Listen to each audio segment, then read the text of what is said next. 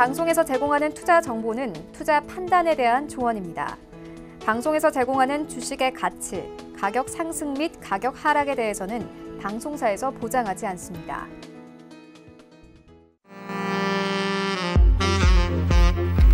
네, 안녕하세요. 베스트 트레이딩맨의 김민재입니다. 저희 베스트 트레이딩맨 오늘 여러분들과 함께하는 5번째 날입니다.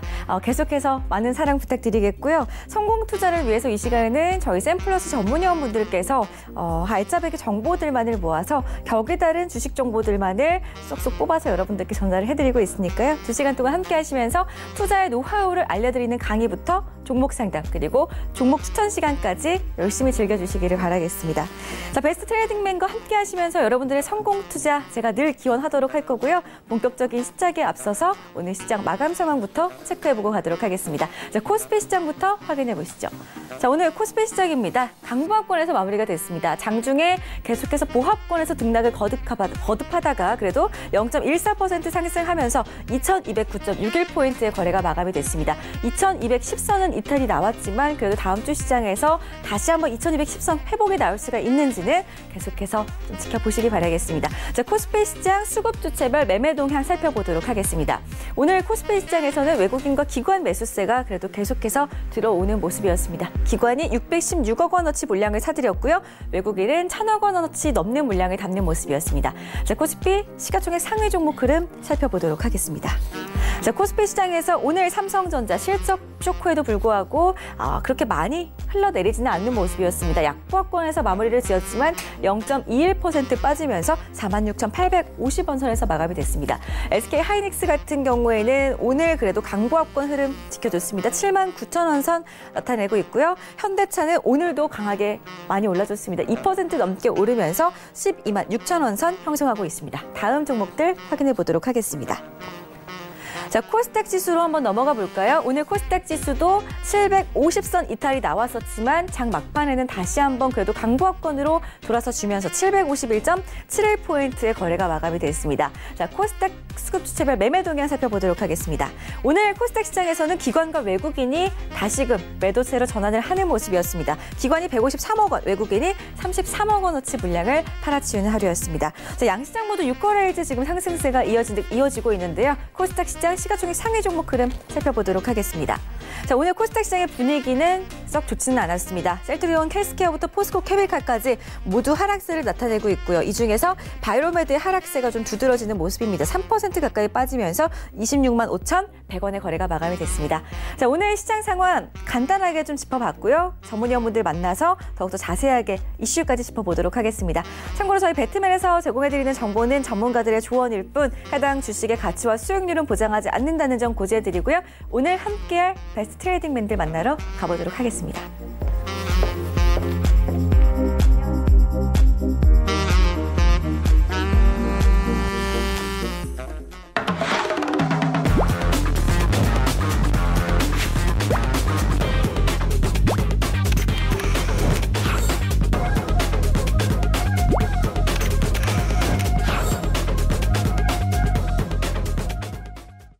네, 오늘 함께할 전문위원분들 소개를 해드리겠습니다. 인사부터 나눠볼게요. 박정식 전문위원, 여승재 전문위원과 함께합니다. 안녕하세요. 네, 안녕하십니까.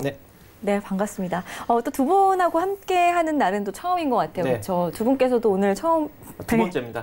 네, 한번 그런가요? 했습니다.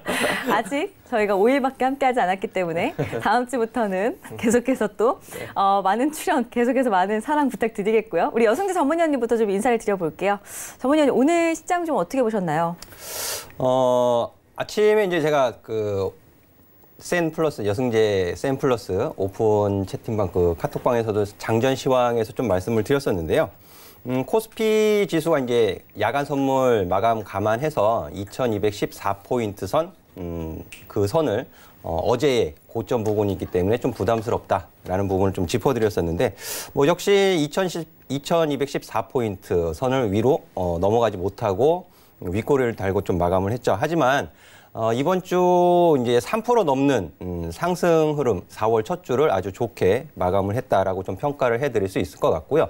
그리고 무엇보다 이제 경기도나 우려감이 좀 완화되어지는 것들이 특히 이제 외국인 수급은 연속적으로 이제 전기전자 업종 위주로 수급이 유입되는 것이 확인이 되었지만은 특히 이제 기관 수급에서 이제 운수 장비 쪽으로 수급이 오늘 좀 강하게 들어오는 것이 좀 특징적이다라고 좀 말씀을 드릴 수 있을 것 같아요.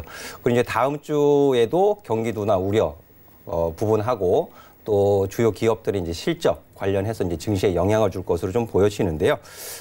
수급 체크 좀 꼼꼼히 해 보신다면은 다음 주에도 충분히 시장 대응은 잘 하실 수 있지 않겠는가 좀 설명을 드리도록 하겠고요. 또 이 시간을 통해서 다음 주 증시 전망이라든지 또 관심 가지고 보실 만한 종목들, 좋은 종목들 소개를 시켜드리도록 하겠습니다. 알겠습니다. 저희 아직 함께한 지 일주일도 채 되지 않았는데요. 우리 여승재 전문위원님 개인 톡방 지금 좀 분위기가 좀 어떤 것 같나요? 아직 제가 또 이 채팅방에 좀 익숙치 않은 상태이긴 한데 네. 아직 많이 입장을 해 주시지는 않고 계시는데요. 많은 관심 부탁드리도록 하겠습니다. 그 시황이라든지 또 관심 가지고 보실 수 있는 종목들. 이번 주에도 그 오픈 채팅방 뭐 오픈한 지는 며칠 되지 않았지만은 제가 한 2종목 정도 이렇게 차트 포함해서 올려드렸거든요. 이제 그 종목들도 주가 흐름 상태가 이번 주 양호하게 전개가 되었었는데 많은 관심 가지고 이제 입장해 주신다면 더 좋은 알찬 정보 또 공유해드리도록 노력하겠습니다. 네, 보니까 또 장중에 종목 상담도 해주시더라고요. 그렇죠? 네, 많은 분들 찾아가셔가지고 여승재 전문위원께 주말에도 카톡방 많이 이렇게 활발하게 해주실 건가요? 답변을? 사실 이 전문위원님들이 주말에 잘 못 쉬실 것 같아요, 사실. 네. 금요일 오늘 또 해외 증시 마감하고 나면 그 부분도 체크해야 되고 또 다음 주 또 준비를 해야 되니까는 네. 사실 우리 개인 투자자분들보다는 전문가들이 좀 고되죠, 사실. 그쵸. 하지만 또 주말에 또 의견 또 궁금하신 거 올려드리면은 또 귀찮아지 않고 또 성실하게 답변을 좀 해드리도록 하겠습니다. 알겠습니다. 우리 투자자분들께서도 주말 동안만큼은 그래도 시장에 대한 고민, 근심을 약간 내려놓으시겠지만 그래도 이 고민만은 정말 사라지지 않는다 하신다면은 여승재 전문위원의 개인 채팅방 찾아가셔가지고 또 궁금증 남겨보시기 바라겠습니다. 카카오톡 오픈 채팅방 검색창에 샘플러스 여승재 7글자 검색하시면은 바로 무료 입장 가능하니까요. 참고해 주시기 바라겠습니다. 자, 우리 박정식 전문위원님. 네. 이틀 연속 뵙네요. 네, 지금 일주일 내내 출연하는 것 같습니다, 지금. 네. 아유, 얼굴에 약간 피로감이 있으신데 다음 주에 시장의 변수가 좀 많아요. 3월 맞습니다. FOMC 회의록도 공개가 되고요. 한미 회담에 대한 이야기도 나올 것 같은데 다음 주 시장 좀 간략하게 어떻게 내다보시나요? 간략하게 다음 주 월요일 돼봐야 알 것 같습니다. 자, 일단은 미중 간의 무역 협상이 어떻게 될지 모르잖아요. 그죠? 네. 뭐 4주 내에 일단은 뭐 합의점을 찾겠다라고 도널드 트럼프 대통령이 이야기를 했는데 뭐 근접하게 합의점을 찾은 것 같지만 어떻게 결과가 나올지는 아무도 알 수가 없는 겁니다. 근데 이미 미중 간의 무역 협상이 거의 뭐 막바지에 다다랐고 네. 이제 뭐 관세 문제 그리고 뭐 여러 가지 지적재산권 문제 이런 것도 탈취, 합의 이행 뭐 이런 문제들을 여러 가지 이제 꼽고 있는데 결과는 나와봐야지 합니다, 여러분. 아시겠죠? 네. 그래서 다음 주 시장에 제가 포인트적으로 이야기할게요. 일단 오늘 수급은 바로 뭐 조정력으로 확 들어갈 것이다라고 이야기는 하지 않고 있어요. 수급이 나 아직은 내려가지 않을 거야 이렇게 이야기를 하고 있으니까. 우리는 어떻게 대응을 해야 되냐면 만약에 월요일 날 코스피가 2206선 밑으로 만약에 내려가면 이거 일정 부분 좀 조정을 받겠구나라고 생각해서 기존에 보유하고 있던 종목들이 좀 부진하게 움직이면 빨리빨리 비중 줄이고 좀 컷하고 이제 이런 식으로 대응을 하시면 되는 것이고 코스피가 2006선 밑으로 밀리지 않고 2206선 밑으로 밀리지 않고 2214선 위로 올라가면 이거 시장 더 올라가네. 열심히 공격적으로 투자하시면 될 것 같습니다. 네, 알겠습니다. 자, 자세하게 또 가격대까지 말씀해드렸어요. 코스피 지수 어느 정도까지인지 말씀을 드렸으니까요. 참고하셔가지고 비중 조절 잘 하시기를 바라겠습니다. 자, 저희 배트맨 참여 방법 다시 한번 좀 소개를 해드리겠습니다. 전화 02-3153-2611번, 2612번, 문자 샵 4989번, 그리고 우리 전문위원분들의 카카오톡 개인 톡방입니다. 카카오톡 오픈 채팅방 검색창에 샘플러스 여승재, 샘플러스 박정식, 원하시는 전문위원의 이름 검색하신 후에 입장해 보시면 되겠습니다. 자, 참고로 저희 배트맨에서 제공해드리는 정보는 전문가들의 조언일 뿐 해당 주식의 가치와 수익률은 보장하지 않는다는 점 고지해드리겠습니다.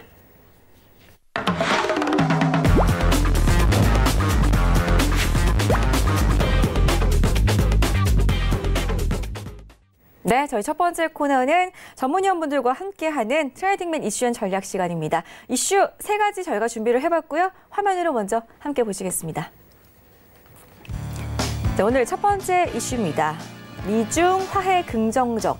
미국과 중국 간의 무역 협상이 이제 막바지 단계에 이르렀습니다. 이에 따라서 반도체 그리고 은행주들이 수혜를 볼 수 있을지 체크를 해볼 거고요. 두 번째 이슈는 막 오른 5G 꿈틀대는 관련주, 5G 관련주, 통신주보다는 부품주들이 더 잘 가고 있는 모습인데요.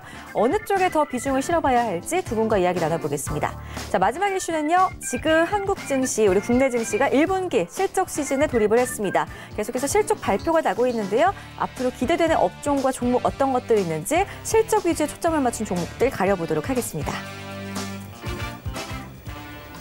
네, 미국, 중국과의 무역 협상 좀 긍정적인 쪽으로 지금 흘러가고 있고요. 이제 막바지 단계라고 합니다. 정말 이제 결론이 나봐야 알겠지만 그래도 저희가 그에 따른 수혜주들 그리고 최근에 또 반도체 종목들, 반도체 업종 그리고 은행 업종들이 좀 잘 가고 있잖아요. 그렇기 때문에 앞으로 어떤 종목들을 좀 저희가 옥석가리기를 해보면 좋을지 이야기를 나눠볼게요. 우리 박정식 전문위원님부터 네. 말씀을 좀 해주시죠. 뭐 반도체라면 뭐 SK 하이닉스나 뭐 삼성전자를 이야기하시는 겁니까? 장비주도 포함해서요. 아, 장비주들. 네. 일단은 지금 시장은 대용주보다는 좀 중소형주에 집중을 해야 되지 않을까.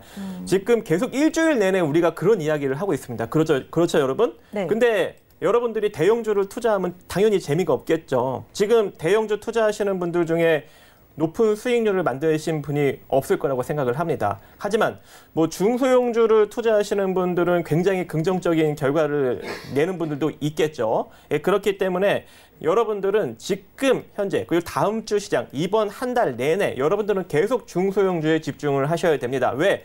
대형주들은 지금 현재 시장이 크게 상승할지 하락이 나올지 애매모호한 구간이기 때문에 쉽사리 큰 시세가 나올 수가 없어요. 마찬가지로 뭐 은행주들, 뭐 KB금융, 기업은행, 막 하나금융지주, 막 이런 종목들, 신한지주 다 덩치가 크잖아요. 삼성전자, SK하이닉스 다 크죠. 근데 반도체 뭐 부품이라든지 아니면은 뭐 디스플레이 장비 쪽 아니면 반도체 장비 쪽 뭐 이런 쪽은 아직까지도 중형주, 소형주 많이 있지 않습니까? 그래서 이런 쪽은 조금 부각받을 수 있고 최근에 일단은 메모리 쪽에 판매가 좀 수월치 않아요. 가격도 많이 떨어지고 해서 삼성전자나 SK하이닉스 같은 경우는 어떻게 영업이익이 좀 떨어지고 있죠. 근데 이들 기업들이 지속적으로 투자를 하고 중국 쪽 기업들도 후발주로 따라오면서 계속적으로 설비 투자가 이루어지고 있습니다. 그래서 상대적으로 반도체 장비나 디스플레이 장비 쪽 중소형주들 매출은 어때요? 매출이 2017년보다 2018년이 더 많이 나왔고 2018년보다 2019년이 더 많이 나오려고 하고 있어요, 여러분. 그래서 여러분들이 그러한 중소형주에 투자를 해야 된다는 겁니다. 여기까지요. 네. 알겠습니다. 대형주보다는 중소형주에 초점을 맞추자라는 박정식 전문위원의 의견이었습니다. 반도체, 전기전자업의 대장주는 사실 SK하이닉스와 삼성전자인데 일단은 중소형주에 초점을 맞추자라고 하셨으니까 우리 시청자분들께서 참고를 하실 것 같아요. 근데 이제 은행업종에 대해서 상당히 별로 뭐 긍정적인 쪽으로 보고 계시진 않잖아요. 덩치가 크잖아요. 네. 쉽게 올라가지는 않겠죠. 근데 3, 4년 정도 후를 바라라고 말씀해 주셨잖아요. 예, 근데 뭐 삼성전자나 SK하이닉스나 그리고 지금 뭐 은행주들이나 네. 지금 움직임이 비슷해요. 오늘 그런 종목들 다 도직격 흐름 나왔잖아요. 그죠?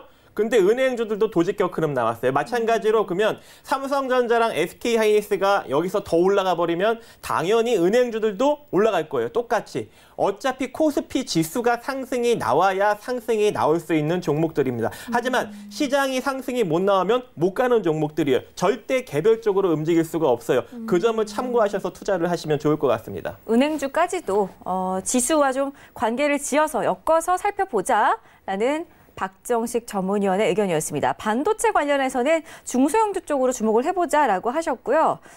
관련 종목 몇 개 알고 계실 것 같아요. 그죠? 설마 또 찍어달라고 하시는 거 아니겠죠? 눈여겨보시는 종목 한 종목도 없는 거죠? 어떤 반도체 쪽에서요? 네, 중소형주 쪽으로. 중소형주 쪽으로요? 네, 한 종목만요. 또요? 네. 없을까요? 그거는 제가 이제 좋은 종목들은 이미 이제 방송을 통해서 네. 많이 좀 오픈을 해드렸고 지금 네. 그 종목들이 좀 올라오고 있는 것 같아요. 그래서 네. 제가 굳이 또 한 종목을 언급해서 포트를 늘릴 바에는 차라리 지금 종목에 좀 집중을 해 가시면서 고수익 작전을 좀 펼치시는 게 좋지 않을까라고 생각을 합니다. 알겠습니다. 일단은 뭐 반도체 관련해서 궁금하신 내용들은 또 저희 2부에서 종목 상담 시간에 풀어드릴 거니까요. 지금 계속 전화 문자 그리고 우리 전문위원분들의 개인 톡방 이용해서 저희는 참여 접수 받고 있습니다. 참고하셔가지고 종목 신청까지 하시면서 시청하시기 바라겠습니다. 우리 여순재 전문위원님, 그렇다면 우리 전문위원님께서는 일단은 그래도 반도체 전기전자업의 대장주는 SK하이닉스랑 삼성전자이기 때문에 좀 대형주 위주로 반도체 업종 어떻게 보시는지 말씀 좀 부탁드릴게요. 뭐 개별적으로 삼성전자하고 SK하이닉스를 뭐 꼭 집어서 말씀을 드리기보다는 이 전기전자 업종 차트를 보면서 설명을 드리는 게 네. 이해가 조금 더 빠르실 것 같아요. 네. 자, 일단 전기전자 업종 차트를 좀 띄워주시면 좋을 것 같은데요. 네. 전기전자 업종을 가지고 제가 이전에 설명을 드렸던 부분이 뭐냐면 작년 이제 6월 달 이후로 하락 추세대가 만들어지고 있기 때문에 삼성전자나 SK하이닉스 그리고 삼성전기를 비롯해서 전기전자 업종의 대형주 시총 상위 종목은 가급적 접근을 하지 않으시는 것이 좋겠습니다. 그리고 오늘도 이제 지난 간밤에 이제 모건 스탠리에서 반도체 업종에 대해서 좀 부정적인 보고서를 발표를 했죠. 이 펀더멘탈이 변하지 않은 상태에서 네. 주가 상승이 좀 과도하다. 이 투자 의견 하향 조정하는 좀 부정적인 보고서를 냈단 말이에요. 그럼 지금 이제 오늘 이제 반도체 이 전기전자 업종이 4.86% 상승을 하기는 했지만은 1월 달 이후에 이제 하락 추세대를 벗어난 시점 1월 3주 시점에서 이제 이 하락 추세대를 벗어내는 신호가 포착이 되었고요. 근데 그 이전에 반도체 업종, 전기전자 업종에 대한 안 좋은 소리는 작년 9월 달이 피크였던 걸로 제가 기억을 합니다. 이제 9월 달 이후로 계속 안 좋았죠. 안 좋았고 이제 가격적으로 어느 정도 하락한 이후에 어느 정도 이제 하반기에 좀 개선되지 않을 것인가. 그리고 또 AMAT라든지 또 엔비디아라든지 이런 미국 주요 기업들의 클라우드 쪽으로의 비용 증가, 투자 증가 이런 부분들이 또 기대감을 갖게 만들었던 시기가 이제 올 연초부터 좀 나타나기 시작했던 부분인데, 그럼 전기전자 이제 3월 둘째 주서부터 굉장히 SK하이닉스 관심 갖고 눈을 크게 뜨고 보셔야 됩니다라고 좀 강조를 해드리기도 했고요. 네. 근데 지금은 연초 대비 올라왔어요. 삼성전자도 그렇고 SK하이닉스도 그렇고 특히 SK하이닉스 같은 경우에는 연초 시초가 대비 거의 한 30% 가까이 올라왔기 때문에 그런 저항이 눈에 보이는 가격 구간에 위치해 있죠. 해서 지금은 반도체 전기전자 대형주의 접근은 어느 정도 일부 차익을 좀 챙기고 보시는 구간이다라고 좀 설명을 해드릴 수 있을 것 같고요. 제가 보는 관점에서는 이제 반도체 특히 D램 관련해서 보시기보다는 디스플레이 장비나 소재 쪽으로 보시는 편이 조금 더 수익을 내시기에는 조금 더 매력이 있다라고 좀 말씀을 드릴 수 있을 것 같고요. 그리고 이제 은행 업종을 좀 말씀을 해주셨는데, 제가 이제 서울경제 오기 전에도 한 2월로 제가 기억을 해요. 금융주 쪽에서는 네. 증권만 보시면 됩니다라고 말씀을 드린 적이 있었거든요. 업종 차트를 다 보여드리면서 금융업종 그리고 은행, 보험, 증권 이런 업종 차트를 보여드리면서 증권만 보셔도 된다라고 좀 설명을 드렸습니다. 그리고 지금 이제 그 연방 기금금리를 동결을 시켜놨죠. 근데 해외 시장 평가 그리고 해외 시장에서 제기가 되고 있는 부분이 뭐냐면 미 연준에서 경기 하강 국면이 도래하기 전에 선제적으로 금리 인하를 했어야 된다. 그런 의견이 또 제시가 되고 있거든요. 그리고 트럼프 대통령도 그 연준의 잘못된 정책을 자꾸 이제 비판을 하고 있죠.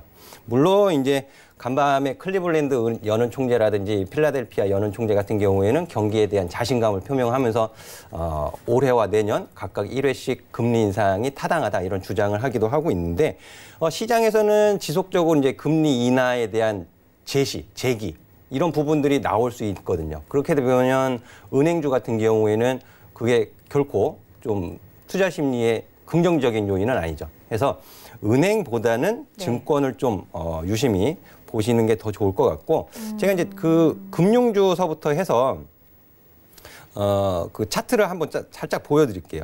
네. 그 금융주서부터 해서 잠시만요. 네.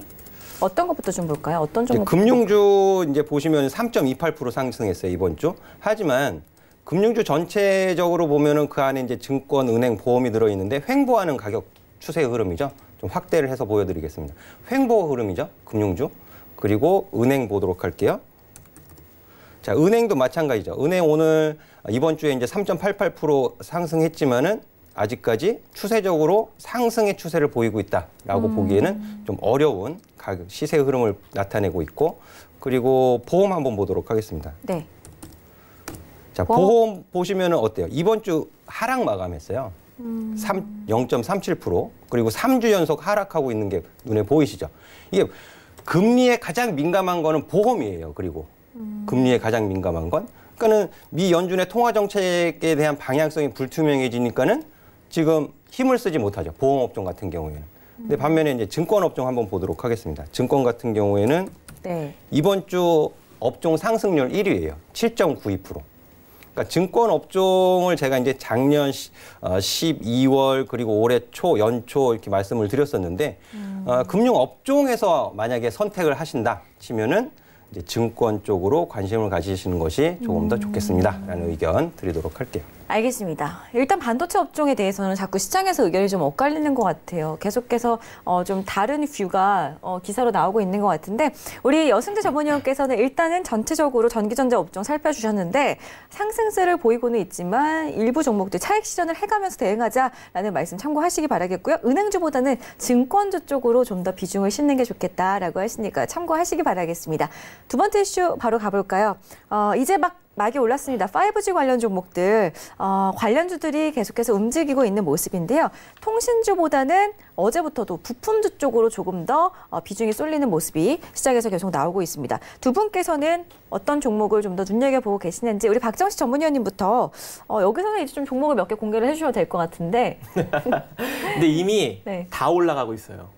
너무 그럼 지금 좀 고점일까요? 그렇죠. 거의 다가 고점이에요. 지금 뭐 제가 대충 딱 봐도 뭐 파트론, 파워로직스, 코렌, 엠시넥스 이게 다 이제 스마트폰 관련 부품주잖아요. 네네. 다 올라가고 있습니다. 아모텍, 동훈, 아나텍, 인터플렉스 막 이런 종목들 다 올라가고 있어서 차트를 보면 거의 뭐 우상향이에요. 물론 이제 뭐 SK텔레콤이나 LG U+, 막 이런 종목들은 별로 이제 못 올라갔죠. 통신주들은. 근데 그 통신 관련 장비 부품이나 장비나 아니면은 스마트폰 관련 부품주들은 다 올라갔어요. 그래서 솔직히 우리가 이거를 뭐 상승하는 거 그냥 따라잡는 것밖에 안 돼요, 기술적으로. 지금 뭐 이걸 바닥에서 딱 느긋하게 잡아갖고 뭐 길게 끌고 가갖고 고수익을 내는 어떤 그런 포지션을 쉽게 잡을 수가 없다는 얘기죠. 이미 상승력이 강하게 나와서. 그래서 뭐 기술적으로밖에 잡을 수밖에 없을 것 같은데, 또 이제 앵커님이 그중에서 또 하나 또 꼽아주시면 안 될까요? 또 이런 말을 또 할 것 같아서 제가 이제 미리 아까 봤어요. 잠시 봤는데 올라오는 종목들 중에 그나마 조금 괜찮은 종목이 하나 있습니다. 제가 뭐 작년부터 좀 중장기 종목으로 많은 사람들한테 관심 종목이다라고 이제 언급을 드렸던 종목인데 최근에 많이 올라왔더라고요. 보니까 이게 뭐였냐면 모베이스라는 종목입니다. 모베이스. 제가 지금 컴퓨터에 차트를 띄워놨습니다. 이거 보여주셔도 돼요. 네네. 근데 이 종목이 지금 2018년부터 대략 한 3,000원대, 2,600원대 저점을 다지고 상승력이 나오고 지금 거의 뭐 6,400원 찍고 있잖아요. 근데 이 종목 같은 경우 현재 굉장히 실적이 우량합니다. 2,500억, 2,800억, 3,200억, 3,700억, 영업이익도 200억대 꾸준하게 나타나고 있고, 또 재무 비중으로 보면은 자산이 2,900억인데 부채가 743억밖에 안 돼서 자본이 2,250억인데 현재 시가총액은 1,500억밖에 되지 않아요. 그죠? 엄청나게 우량하죠. 이렇게 올라왔는데도 불구하고 자기 자산 가치 대비 저평가예요, 여러분. 그죠? 그래서 이런 종목에 좀 여러분들이 집중을 하시는 게 좋을 것 같고, 여기 보시면 뭐 하고 있습니까? 휴대폰용 케이스 제조 판매를 하고 있지 않습니까? 그죠? 그런데 이런 쪽에 아무도 관심을 갖지 않았어요. 근데 이런 종목이 진짜 지나니까 이렇게 올라오죠, 차트상으로. 그래서 여러분들이 좀 재무제표에 집중을 하셔야 되는 거예요. 만약에 재무제표에 집중을 했어. 근데 이런 종목을 2018년에 알았어. 근데 줄줄이 내려와. 이거 어떻게 해야 돼? 평단을 낮춰나가야죠. 그죠? 저는 이거를 평단을 4,400원대부터 지속적으로 낮춰나가게끔 만들어서 대다수의 분들을 평단을 한 3,500원 이하로 만들어놨어요. 근데 지금 그거 얌전히만 들고 있었으면 지금 얼마나 수익 났습니까? 거의 2배 가까이 지금 수익이 나고 있는 거죠. 네. 그래서 여러분들이 지금 막 어떤 거가 올라갈까, 지금 당장 올라가는 것은 무엇일까, 이런 거에 집중하기보다는 재무제표를 좀 딱 보고 지금 주가의 위치가 어디에 놓여져 있는지를 확인한 다음에 아, 내가 이거를 평단을 어느 정도로 만들어 놓으면 이렇게 좀 시간이 흘러서 시기가 도래했을 때 내가 얼마만큼 수익을 낼 수 있겠구나. 그런 걸 가늠하면서 투자를 조금 길게 끌고 가야 된다는 거예요. 그래야 긍정적인 결과를 낼 수가 있습니다. 알겠습니다. 자, 일단은 한 가지 종목 대표적으로 좀 꼽아주셨습니다. 참고하시기 바라겠고요. 5G 이동통신 서비스 시작을 계기로 5G가 새로운 테마로 또 다시 자리를 잡아가고 있습니다. 그렇기 때문에 관련 부품, 장비주 쪽으로 매수세가 계속해서 쏠리고 있는 모습인데요. 통신주는 무제한 요금제 때문인지 좀 힘을 못 쓰고 있거든요. 그래서 통신주들은 좀 중장기적으로 봤을 때는 다시 한번 좀 가지 않을까 궁금하기도 한데 우리 여승재 전문위원님은 마찬가지로 좀 부품주 쪽으로 보고 계신가요? 아니, 부품주 같은 경우에 진즉에 관심을 갖고 말씀을 드렸죠. 저도 이제 작년 12월 달에 가장 첫 번째 종목으로 말씀드린 게 오이솔루션이었거든요. 이게 오이솔루션 이제 15,000원 이하 14,500원 가격을 이제 말씀을 드린 이후에 오늘 또 최고가 경신하는 흐름이 나왔죠. 오이솔루션이 종가 기준 28,400원 종가 마감을 고가가 28,400원이고 오늘 종가는 26,500원에 마감을 좀 시켜놨는데요. 제가 보는 관점에서는 뭐 부품주 그리고 통신주 그리고 5G를 이용한 컨텐츠를 생산할 수 있는 컨텐츠 관련 종목들 다 관심을 주셔도 됩니다. 관심을 주셔도 되고요. 다만 오이솔루션 같은 경우에는 이제 고점 부근에서 이제 거래량이 점차 증가하는 것이 좀 보여지고 있어요. 그리고 오늘 기관 수급이 좀 잡히고 있는데 이런 변동폭이 확대되어지는 구간에서는 어느 정도 이제 매매에 대한 노하우 이런 기준이 있으신 분들은 가능하죠. 하지만 통신 부품주가 좋다더라, 카더라 가지고 투자하시는 분들은 안 되죠. 대응이 안 되세요.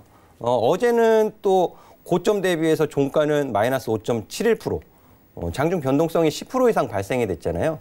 그러니까 이런 어느 정도의 노하우가 있지 않으신 분들은 지금은 그냥 남의 떡이 돼버린 거죠. 남의 떡이 돼버리신 상태고요.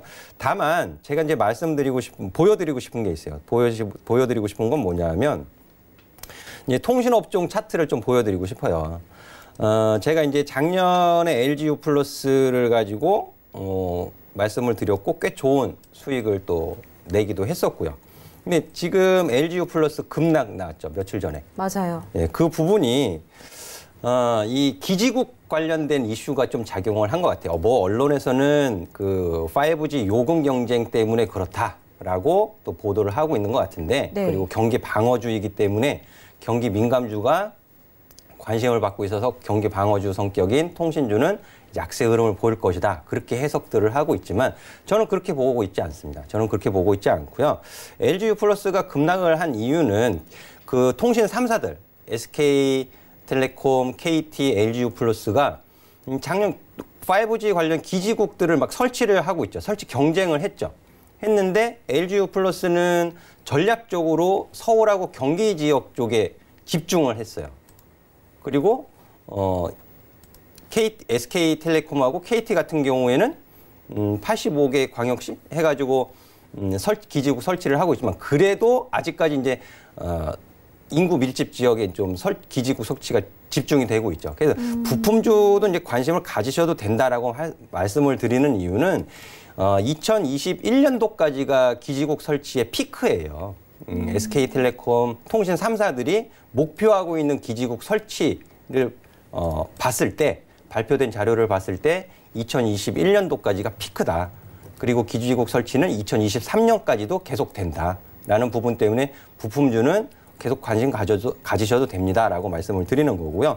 그 이후에 이제 통신주들은 5G를 이용한 그 컨텐츠 생산, 그 컨텐츠를 이용한 수익성, 수익의 다각화 이런 부분들이 이제 시장에 확인을 시켜준다면 다시 한번 올라갈 가능성이 높다라는 부분이죠. 그리고 제가 보는 관점에서는 이 통신업 지수가 지지를 받을 수 있는 지수 포인트 근처까지 지금 내려와 있는 상태입니다.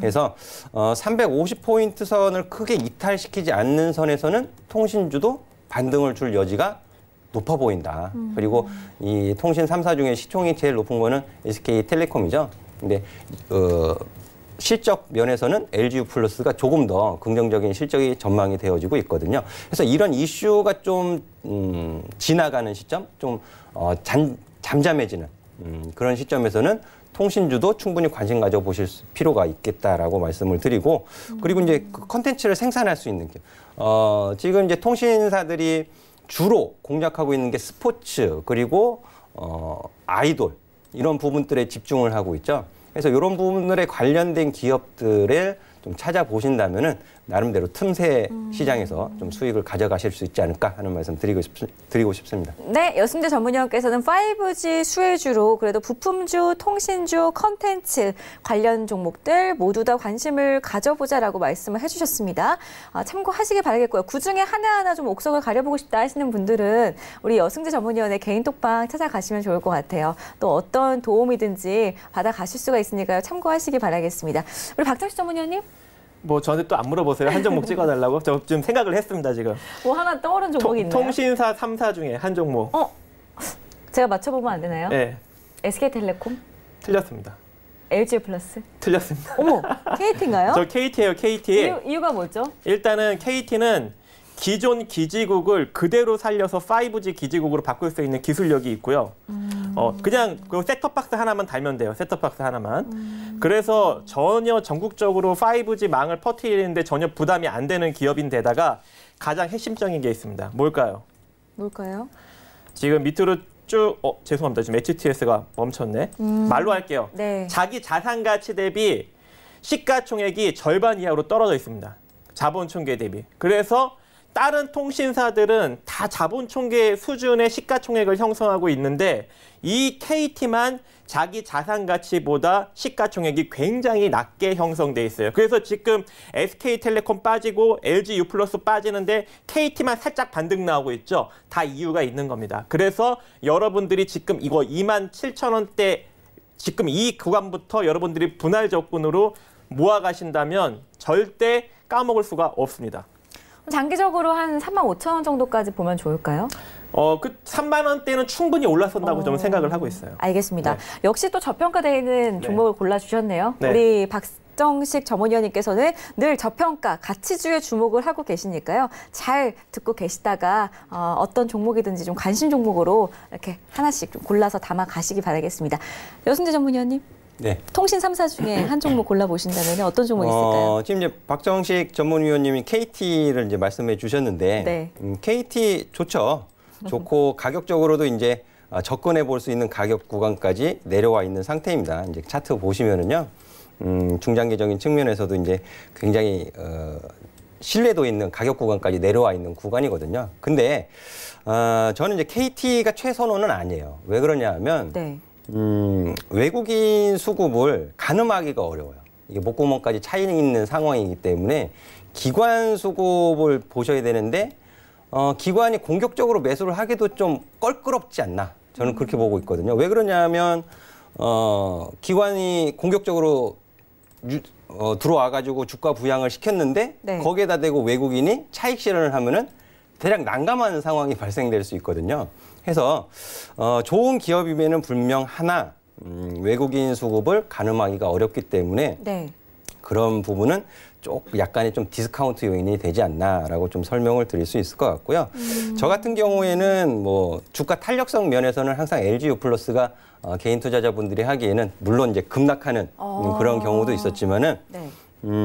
LG유플러스를 조금 더 보셔도 좋지 않을까 하는 말씀 드리도록 하겠습니다. 알겠습니다. 통신 3사 중에 그래도 굳이 골라보자면 박정식 전문위원께서는 KT, 우리 여승재 전문위원께서는 LG유플러스를 골라주셨습니다. 두 분의 의견이 엇갈리니까 참 좋은 것 같아요. 두 가지 종목 다 지켜보시기 바라겠고요. 일단 우리 박정식 전문위원님 혹시 지금 네. HTS 지금 방금 켰나요? 켰습니다. 그러면은 KT에 대해서 좀 추가적인 의견 혹시 있으신가요? KT요? 원래 바닥에 좀 이렇게 기는 종목들은 수급 따지는 거 아닙니다, 여러분. 원래 거래량도 없고 메이저들 수급도 안 들어와요. 여러분들 메이저들 수급 언제 들어와요? 우상향 기존 만들어질 때 그때 들어오면서 우리 눈에 띄는 겁니다. 그래서 지금부터 여러분들이 모아가셔야 되고 만약에 여러분들이 지금부터 모아가신다면 외국인 기관보다 더 싼 가격에 모아가실 수 있는 절호의 기회인 거예요. 그 점을 여러분들이 인식하시고 중장기 마인드를 가지시기 바라겠습니다. 알겠습니다. KT에 좀 관심이 간다 하시는 분들은 박정식 전문위원의 개인 톡방 찾아가시면 좋을 것 같고요. LGU 플러스 나는 보유하고 있다 혹은 매수 고민이 있다 하시는 분들은 여승재 전문위원님의 톡방에 찾아가시면 또 많은 도움 받아가실 수가 있을 것 같습니다. 자, 세 번째 이슈 넘어가 보도록 하겠습니다. 주제부터 다시 한번 확인을 해볼게요. 지금 우리 국내 증시 1분기 실적 시즌 발표에 돌입을 했습니다. 기대되는 업종과 종목 저희가 골라볼 건데요. 오늘 같은 경우에도 삼성전자 그리고 LG전자 실적이 나왔습니다. 다음 주에 실적 발표를 앞두고 있는 종목들 중에 좀 미리 저희가 캐치를 해볼 만한 종목 없나 궁금한데 실적이 기대되는 업종이나 종목 혹시 있으신가요? 있어요. 제가 일단은 제가 또 앵커님이 또 물어보실까봐 네. 과연 또 이제 한 종목 또 찝어줘야 될 것 같은데 해서 제가 좀 골라갖고 왔는데 일단 저는 지속적으로 반도체 장비나 이 디스플레이 장비 쪽이 조금 더 긍정적으로 더 움직이지 않을까라고 생각을 합니다. 제가 몇몇 종목들을 좀 골라왔는데 이미 많은 종목들이 상승력이 다 나왔더라고요. 지금 보이는 바와 같이 원익 IPS, 뭐 솔브레인, 이오테크닉스 다 상승력이 많이 나왔습니다. 근데 지금 아직까지도 제가 좀 상승력이 덜 나왔다. 아직 자기 자산 가치를 좀 못 찾아갔다라고 이제 생각되는 종목은 무엇일까요, 앵커님? 제가 저한테 또 역으로 이렇게 또 질문을 주시네요. 디스플레이 장비 섹터입니다. 디스플레이 장비 섹터. 네. 그 중에 탑 엔지니어링. 어떻게 하셨어요? 그다음에 딱 띄워주시는데 그다음에 제우스. 제우스. 그다음에 아바코. 아바코. 그리고 반도체 섹터에도 있어요. 그거는 이따가 탑 시크릿에서 나갑니다. 탑 시크릿. 그래서 이번에도 배트맨 문자를 많이 보내주셔야 좋은 종목을 또 캐치해 가실 수 있습니다. 제가 아주 기가 막힌 종목을 또 탑 시크릿에 또 심었으니까 여러분들 이번에 많이 문자를 꼭 보내셔서 지금 사셔야 돼요. 지금부터 모아가야 되니까 꼭 보내서 꼭 매수를 하시면 좋을 것 같고 지금 저기 화면에 보이는 종목들은 우리가 조금 노릴 수 있는 종목들이 없어요. 왜냐하면 다 자산 가치 이상 올라왔기 때문에 그래서 만약에 여러분들이 뭐 반도체 디스플레이 쪽이나 아니면 조금 더 상승력이 나올 만한 종목들, 실적이 지속적으로 2018년보다 2019년이 좀 개선될 만한 종목들 어떤 거 노리실 거 좀 고민을 하시는 분들은 탑 엔지니어링, 제우스, 아바코를 한번 노려보시기 바라겠습니다. 제가 너무 여쭤봤나 봐요. 세 종목씩이나 또 준비를 해오셨는데 볼게요. 반도체 장비나 디스플레이 장비 쪽 탑 엔지니어링, 제우스, 아바코 세 종목 좀 눈여겨보자라고 하시니까요. 참고하시기 바라겠습니다. 우리 여승재 전문위원님께서는 실적이 기대되는 업종이나 종목 있으신가요? 있죠, 당연히. 네, 또 박정식 전문위원님과 살짝 의견이 다르실 것 같은데 어떤 업종 쪽일까요? 일단 그 코스피 200 그 선행 PER이라든지 영업이익을 보면은 사실 좀 많이 안 좋아요.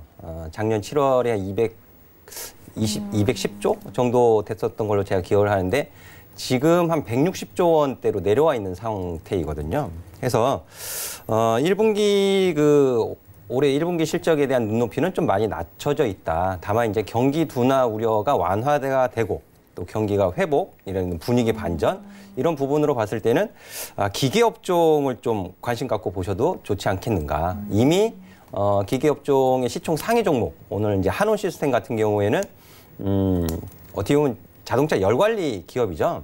하지만은 또 좋은 상승 흐름을 좀 보여주었고요. 그리고 DY 파워라는 이제 기업이 있습니다. 이제 DY 파워 같은 경우에는 건설 장비의 그 유압 실린더 제조에 좀 절대 강자다 그런 평가를 받고 있는 기업이기도 한데 실적 면에서도 개선세가 좀 뚜렷하게 나타날 것으로 좀 판단을 하고 있고요.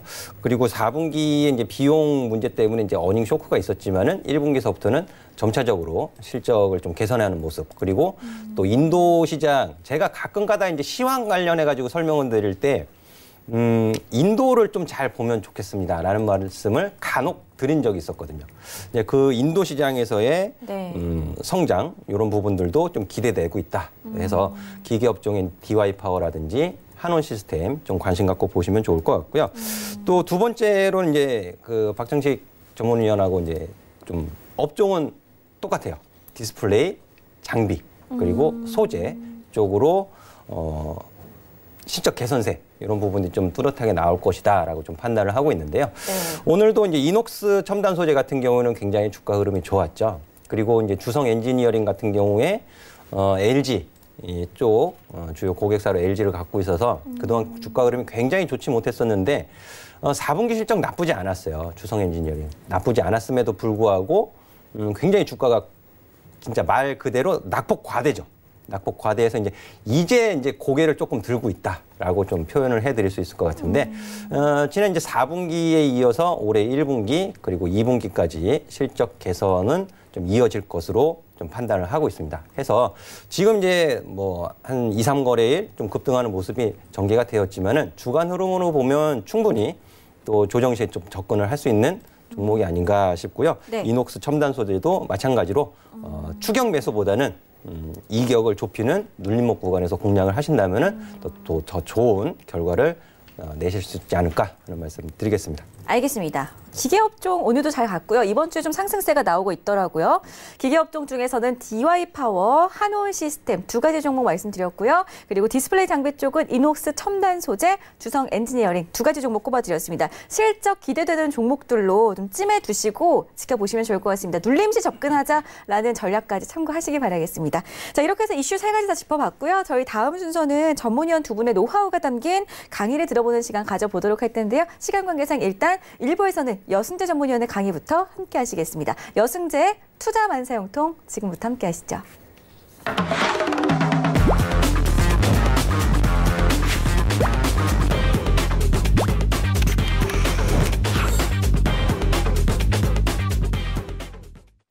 네, 여승재의 투자 만사형통. 우리 시청자분들 계좌 투자하실 때 뭐든지 잘 되게 해주신다라고 말씀해 주시면서 강의 이름을 이렇게 붙여주셨는데 네. 오늘은요, 그렇다면 투자가 잘 되려면 어떤 것부터 좀 배워보는 게 좋을까요? 일단 시장이 주는 신호에 대해서 파악을 하시는 게 무엇보다 중요하다라고 좀 말씀을 드리고 싶고요. 이제 지난 화요일에 이어서 얘기를 잘 못 해드렸기 때문에 앞선 내용 간략하게 보고 빠르게 나머지 내용 또 설명을 좀 해드리도록 하겠습니다. 제가 가장 강조해서 드리는 말씀은 파악하시는 거예요. 절대 분석하려고 하지 마세요. 우리 개인 투자자분들. 분석을 하려고 하시다 보면은 오류를 범하시게 됩니다. 판단에 대한 오류. 파악만 하시는 거예요. 파악. 뭐를 파악하시느냐? 위험 자산을 선호하는지 회피하는지. 오늘 시장 어땠어요? 이번 주 시장 어땠어요? 위험 자산의 선호 심리가 강했죠. 그게 어디서 나타나요? 수급. 그게 어디서? 수급에서 나타나잖아요. 그래서 그럼 수급은 무엇을 보느냐? 수급은 뭐 보겠어요? 외국인 수급이. 개별 기업 실적 들여다보고 있을까요? 한국에 투자할 때? 아니죠. 전반적인 글로벌 시장의 경기 상황을 보겠죠. 그리고 한국 경제 상황이 글로벌 OECD 토탈 중에서 더 좋으냐 나쁘냐에 대해서 우선순위를 둘 거 아니에요. 베트남에 갈 건지 중국으로 갈 건지 한국으로 갈 건지 일본으로 갈 건지. 그렇죠? 그런 부분들 OECD 경기 선행지수. 다음 주에 경기 선행지수 나옵니다. 다음 주에 경기 선행지수가 어떻게 개선이 되는지 개선이 안 되는지 확인하셔야겠죠.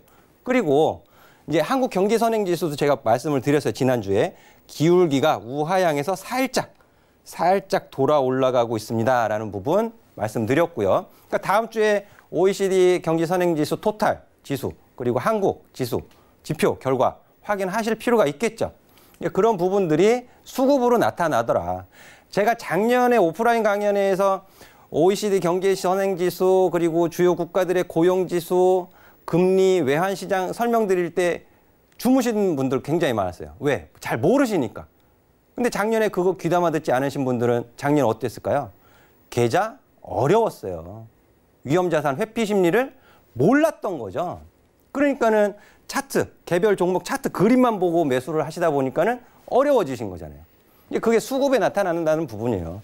올해 1월서부터 작년 1월서부터 12월까지 토탈로 보면은 외국인들이 5조 7천억을 매도했습니다.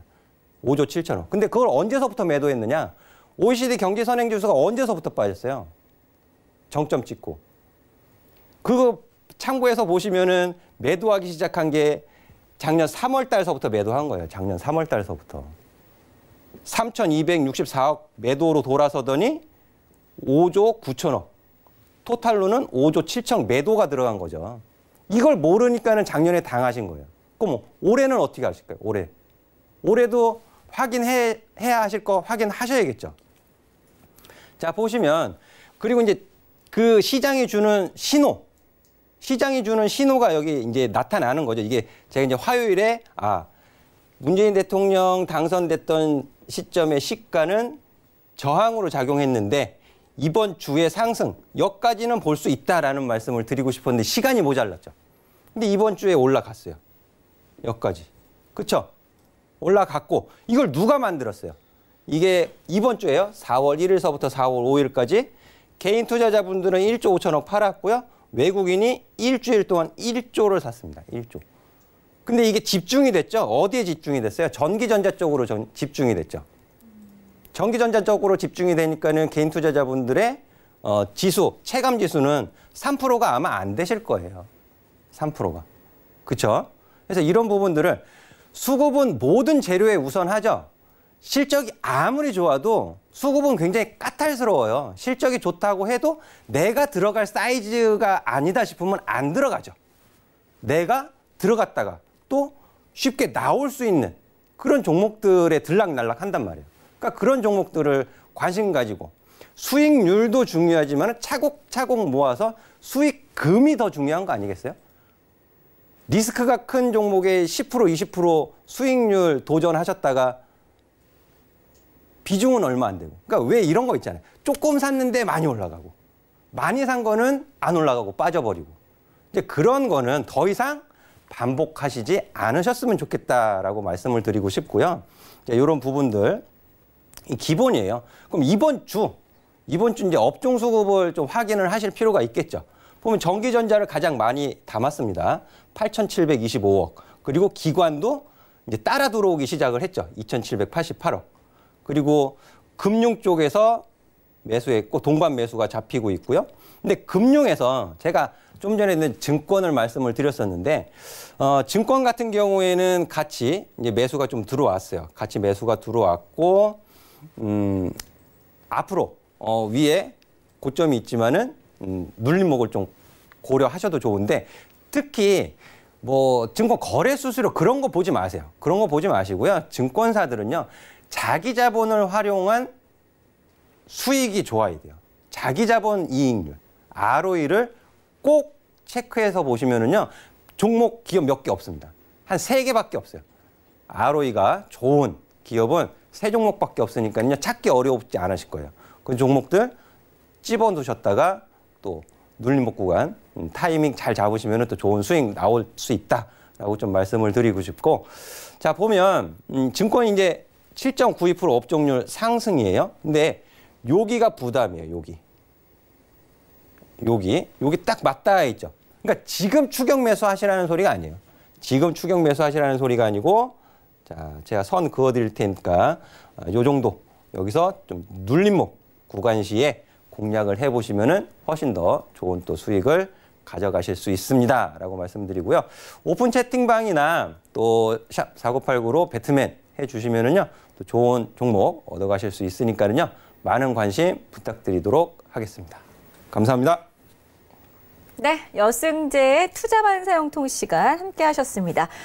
시장에 좀 도움이 되는 정보들을 전달해 드렸고요. 저희 매일 일부에서 이렇게 우리 전문위원분들의 미니 강의 시간 함께 하실 수가 있으니까요. 함께 계속해서 시청해 주시기 바라겠습니다. 우리 여승재 전문위원님 다음 주에 혹시 이 내용 이어서 계속해서 들어볼 수 있는 거죠? 저 뒤에 부분을 일부러 안 보여드렸어요. 왜요? 다음 주에 또 이어서 하려고요. 재밌어요, 전문위원님. 좋습니다. 우리 시청자분들께 기대를 또 기대감을 좀 심어드리려고 하신 것 같은데 어떤 내용 숨어 있는 거죠? 좀 대단한 내용인가 봐요, 전문위원님. 1, 2, 3월이 끝났잖아요. 네. 그럼 지금 이제 1분기 어닝 시즌에 들어가잖아요. 그렇죠? 그러면 1, 2, 3월 달 실적의 힌트를 찾아갈 수 있는 부분. 1, 2, 3월 달에 실적이 좋은 쪽을 찾아가실 수 있는 힌트가 사실 뒤에 있었어요. 가장 중요한 건데 그러면은 월요일에 확인해도 괜찮을까요? 화요일 날 확인시켜드리겠습니다. 화요일 날이요? 네. 알겠습니다. 우리 시청자분들께서 화요일 날까지 참기 힘드시다면 여승재 전문위원의 개인 톡방 찾아가셔서 물어보셔도 대답해 주실 것 같아요. 참고하시기 바라겠고요. 다음 주 화요일 이 시간에도 계속해서 미니 강의 이어서 해주신다고 하니까요. 참고하시기 바라겠습니다. 우리 박정식과 같이 하는 가치투자. 이 강의는 2부에서 저희가 함께 해볼 건데요. 네. 어떤 주제인가요, 오늘? 이번엔 진짜 가치투자 같이 재무제표를 조금 봐야 된다라는 어떤 관점으로 재무제표에 대한 걸 좀 간단하게 설명을 드리는 그러한 시간을 가져보겠고 또 재무제표를 볼 때 어떤 걸 좀 중점적으로 봐야 되는지 포인트를 하나 콕콕콕 집어드리도록 하겠습니다. 좋습니다. 가장 좋은 거는 그건 것 같네요. 재무제표에서 정말 어떤 부분을 가장 핵심적으로 눈여겨봐야 되는지 개인 투자자분들께서 가장 좀 혼자서 공부하실 때 힘드신 부분이 아닐까 싶은데 2부에서 그런 비법을 알려드린다고 하니까요. 참고 계속해서 해주시고 2부도 시청해 주시기 바라겠습니다. 저희 2부에서는 종목 상담도 진행이 되니까요. 전화 023153-2611번, 2612번, 문자 샵 4989번, 그리고 두 전문위원분들의 개인 톡방, 카카오톡 오픈 채팅방 검색창에 샘플러스 여승재, 샘플러스 박정식, 원하시는 전문위원의 이름 검색하시고 입장하시면은 무료로 종목 신청 어떤 이야기든지 나눠보실 수가 있으니까 참고하시기 바라겠습니다. 2부에서는 두 분께서 또 여러분들께 추천해드리는 시크릿 추천주 시간도 함께 하실 수가 있고요. 두 분의 수익률까지 체크해 보실 수가 있으니까 10분만 쉬었다가 2부도 많은 시청 부탁드리겠습니다. 저희 잠시 뒤에 돌아오겠습니다. 고맙습니다.